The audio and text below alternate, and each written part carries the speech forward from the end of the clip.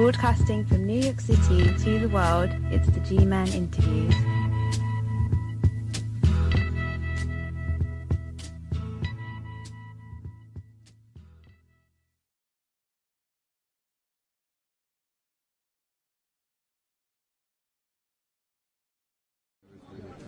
Intimidating, unidentified, and in control of the Crimean Parliament building in Simferopol. These are clearly professional soldiers. Ukraine's defense minister says that they are in the vanguard of another 6,000 Russian troops that have violated the country's sovereignty. The Russian Federation has begun an overtly aggressive campaign against our country. Under the pretense of military training, they've brought military force into the autonomous Republic of Crimea. The country's new government fears that a large mobilization of Russian armor and military personnel is underway. These armored personnel carriers were filmed rumbling along Crimea's roads, and helicopter gunships carrying troops have been seen flying through Ukrainian airspace. Moscow denies that this is the start of an invasion.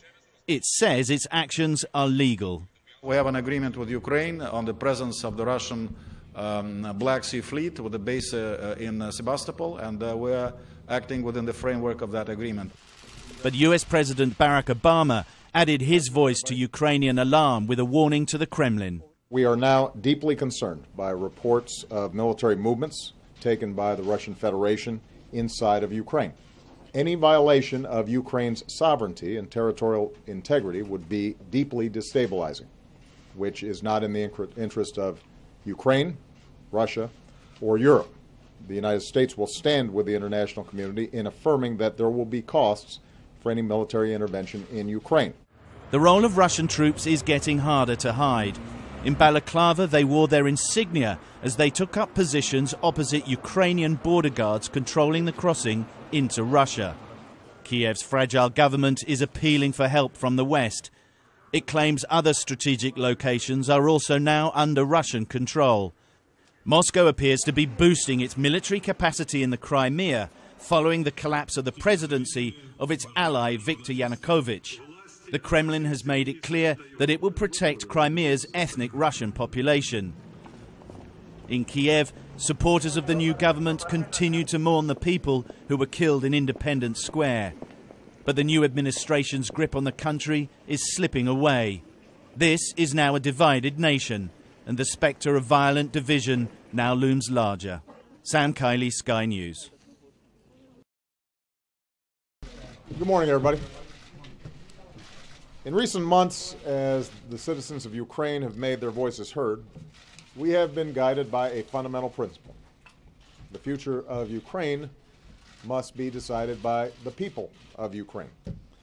That means Ukraine's sovereignty and territorial integrity must be respected, and international law must be upheld. And so Russia's decision to send troops into Crimea has rightly drawn global condemnation. From the start, the United States has mobilized the international community in support of Ukraine, to isolate Russia for its actions and to reassure our allies and partners.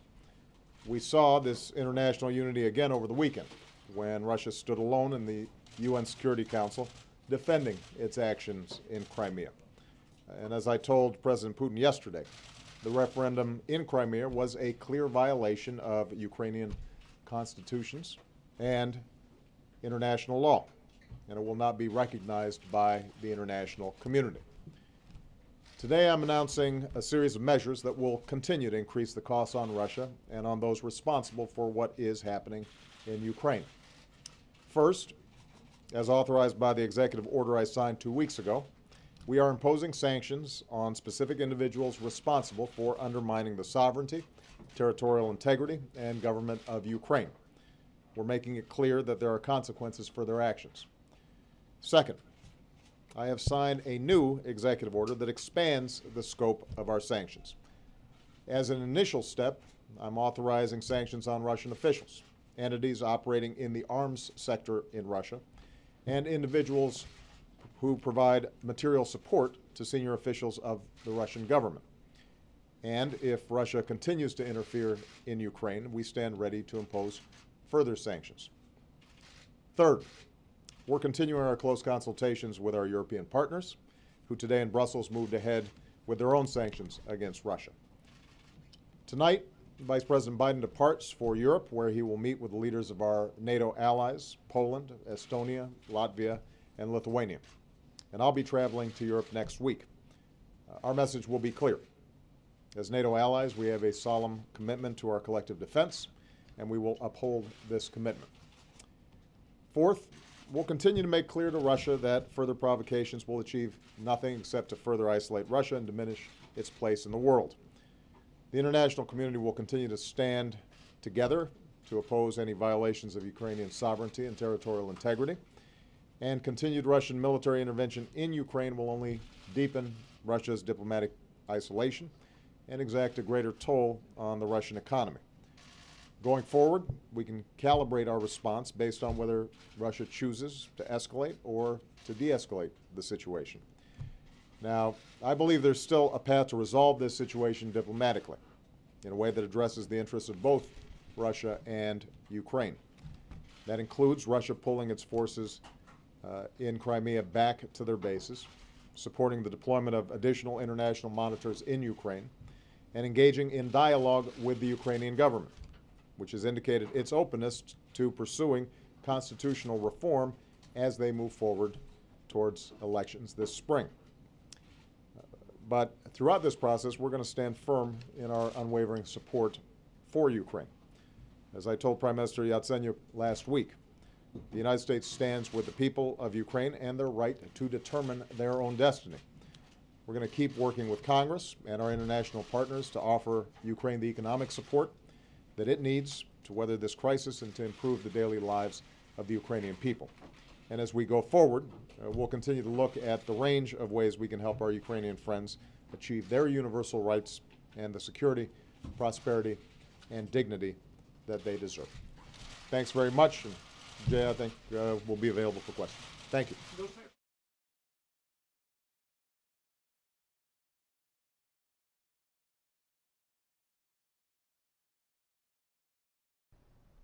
Welcome. Joining me to discuss the Ukraine-Crimea-Russia conflict in greater detail is Matthew Dubas, editor of the New Jersey-based publication the Ukrainian Weekly. The newspaper, which has provided around-the-clock coverage of the tense and potentially explosive situation, serves as a major news and information source for members of the Ukrainian community throughout the United States and Canada. Mr. Dubas has been with the publication for 8 years and had the opportunity to see the Ukraine transition from the Orange Revolution in 2004 to 2005. When candidate Viktor Yanukovych was ousted by President Viktor Yushchenko after mass public protests that denounced the elections as a fraud. 10 years after President Yanukovych fled his position during the Euro-Maidan protests, Mr. Dubas has reported on many of the political and social events that have led to the current crisis. He has worked with ambassadors, politicians, policy advisors, activists, and scholars on a range of issues concerning the Ukraine. It's a pleasure to welcome you to the show, Mr. Dubas. Thank you very much. This is a story that's constantly changing. So how has the Ukrainian Weekly been able to stay on top of developments and provide accurate reports?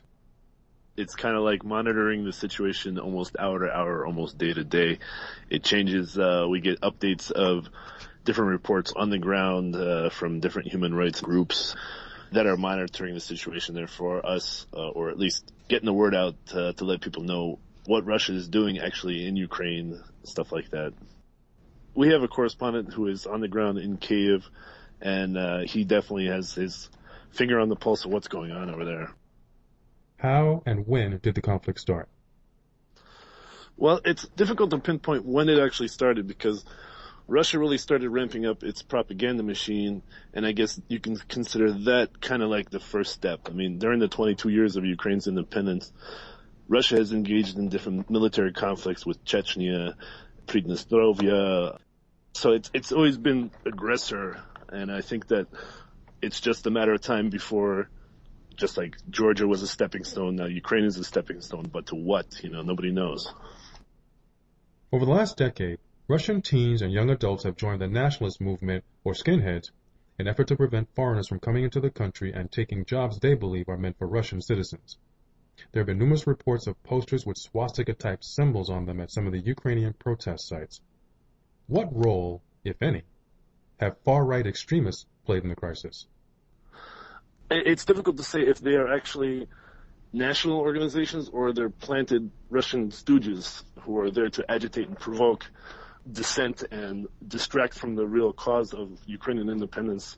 And these calls for nationalism are simply a distraction from the main cause of the general populace. On Sunday, March 16th, the majority of Crimeans voted to secede from the Ukraine and join the Russian Federation. The Ukrainian Weekly is distributed throughout the world, so I'm wondering, have you received calls or letters of concern from Ukrainians in this country and abroad about the legitimacy of the voting process? Definitely. No one in the Ukrainian community recognizes it as legal. Any vote that you have at gunpoint cannot be considered free or fair or representing the true will of the people.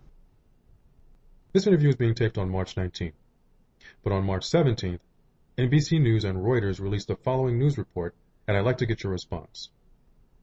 Russian President Vladimir Putin signed a decree on Monday recognizing Ukraine's Crimea region as a sovereign state.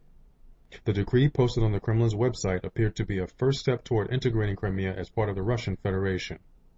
The decree, which took effect immediately, says Moscow recognition of Crimea as independent is based on the will of the people of Crimea. Crimea's leaders declared a Soviet-style 97% result in favor of seceding from Ukraine in a vote condemned as illegal by Kiev and the West. The Crimean parliament formally proposed that Russia admit the Republic of Crimea as a subject with the status of a republic.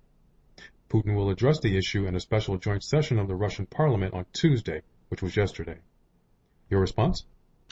My response is that the Crimean parliament and the prime minister who authorized this referendum to be held basically came to power through an armed coup that was orchestrated by Moscow to destabilize Crimea in their attempt to annex it. And I think that anything that they did was considered illegal by the Ukrainian constitution. So in any international law, it doesn't respect Kiev's authority over Ukraine. Russia already has come out with statements saying that they don't even recognize the legitimacy of the Ukrainian government. So it sets a difficult precedent for how to move forward. And it doesn't help the situation that organizations such as National Geographic have already recognized Crimea as part of Russia. How will a decree impact the Ukraine economy, police force, and military? These are all very difficult things to prognosticate. I think that Ukraine will always work to provide basic necessity sources of energy and water and electricity and stuff like that for the Crimea region because it's connected through a land bridge. It's not necessarily separated like that. So Crimea is still going to be very heavily dependent on Ukraine for those basic necessities. According to Crimea, they always had their own constitution because they were always considered an autonomous republic of Ukraine. Now, with the laws being shifted to Russian laws, it'll be interesting to see how the Crimean parliament moves on adopting certain Russian laws on its territory. And I'm not sure what the level of independence or how much the laws will transfer from Russia to Crimea. That it will be for their legal manipulation. According to Reuters, President Obama has issued sanctions against 2 top aides to President Putin and 9 other people linked to Russia's military incursion into Crimea as tensions increase between the 2 countries over the Ukraine crisis. If President Putin crossed over into Crimea after President Obama and other world leaders urged him not to, would it be fair to say the Russian president isn't very concerned about sanctions at this point? No, because they haven't been targeting him. Most dictators don't necessarily worry about the people. They worry about themselves. So as long as his refrigerator is full and he can do whatever he wants, then that's what he cares about. And as far as sanctions being issued against his top aides and possibly others? I think that's a good first step, but I think that you really have to target the businesses and make it clear that Russia is going to be economically isolated and their economy is going to be in shambles as a result of Putin's actions. If you could cite one crucial aspect of this conflict that major news organizations aren't covering, what would it be? Well, Western media recognizes these Russian media sources as legitimate, which they shouldn't because they're basically propaganda tools of Putin. They're not allowed to criticize the government they're not allowed to waver in any step away from the Putin line. So I think that Western media should focus on news on the ground in Ukraine to get a clearer picture of what is actually happening. Western journalists should definitely support freedom of the press and independent media. Western journalists are already being prevented from entering Crimea, and it kind of gets the wheels turning of what are they trying to hide? Is it ethnic cleansing? Is it persecution of minorities? It's a lot of questions that I think that Western media is not addressing.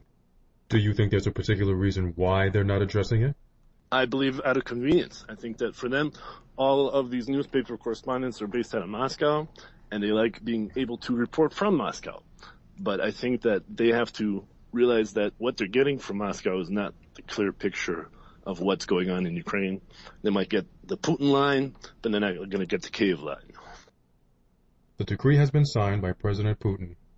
Sanctions have been issued by President Obama, and members of Congress are urging the president to do more. The Ukrainian military is mobilizing reservists, and Russian troops recently stormed a military base in Crimea. Is the situation likely to get much worse before it gets better? That's all up to Putin. I think that Putin really wants to swallow up all of Ukraine. He doesn't necessarily just want the East, he wants all of it. I think that the U.S. and the NATO allies should have a unified response, and it should give a clear message to Putin that any further steps into Ukraine would incur military costs, not just economic sanctions and the fluff that has been tossed about by Congress and the EU. Is there anything you'd like to say in closing, sir? I appreciate the opportunity of being able to speak with you, and I hope the situation resolves itself peacefully. Thank you very much for your analysis and insight on this issue, Mr. Dubas. I greatly appreciate it. Thank you very much. That's going to do it for this edition of the G-Man Interviews. I'm the G-Man, and I thank you for joining me. Until next time, stay cool, stay safe, and stay informed.